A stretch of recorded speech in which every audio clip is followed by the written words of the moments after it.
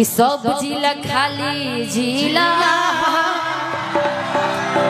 हमार अरवल जिला छबीला। इनको देख के बोली कि सब जिला खाली जिला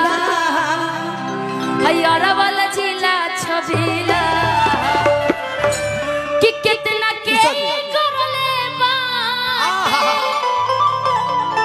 कि हर जगहिया में करले बाटे देखई तो किला। ए भाई एक बार चिल्ला के कि सब जिला खाली जिला सब जिला खाली जिला हमार जिला अरवल छबीला। हमार जिला अरवल छबीला सब जिला खाली जिला हमार जिला अरवल छबीला।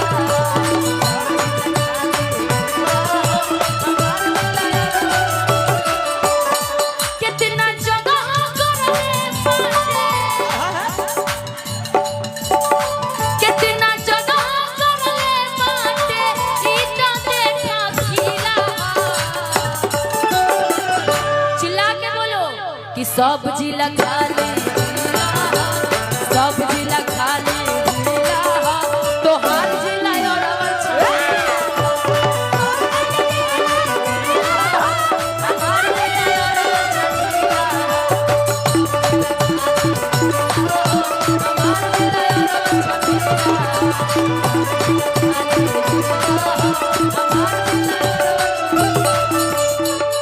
कि सब जिला खाली जिला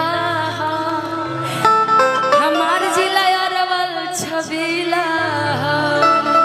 बहुत बहुत शुक्रिया निशा उपाध्याय जी। यहाँ के लइकन के हाल हम का कहीं, यहाँ के बुढ़बो चाचा रंगीला। तू तो दिखा दिखा लइकन के हाल हम का कहीं, यहाँ बुढ़बो चाचा रंगीला।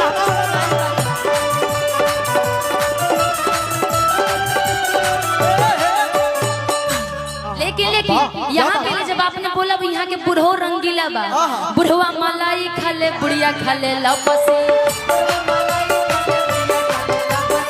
बुढ़वा मलाई खाले बुढ़िया खाले लपसी। बुढ़वा मलाई खाले बुढ़िया केहू से कम ना पतोहिया पिए पे पसी। केहू से कम ना पतोहिया पिए पे पसी। बुढ़वा मलाई खाला बुढ़िया खाले लपसी। बुढ़वा मलाई लेकिन जानते क्यों कि मेहरी रहे बीमार। मेहरी रहे बीमार कि मरदा सटल रहे।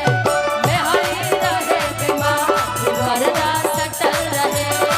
मेहरी रहे बीमार कि मरदा सटल रहे।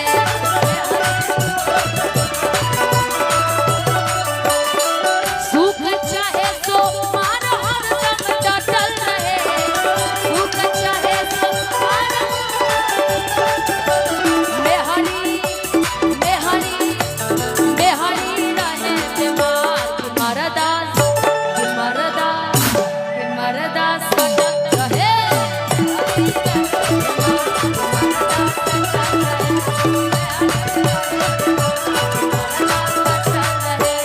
मेहरी रहे बीमार ओए हाय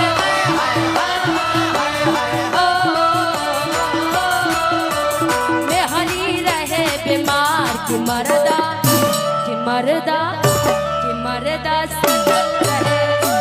मेहरी रहे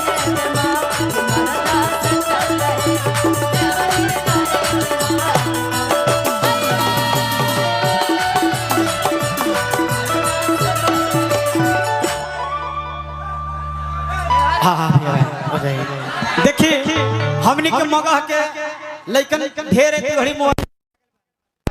हाँ एगो ऐसे ही लइका के लइकी धोखा दे दिले भैया। हाँ जी वो लइकिया ससुराल चल गई। बराबर अच्छा ठीक बात नहीं भाव लगल मास्टर और परवा के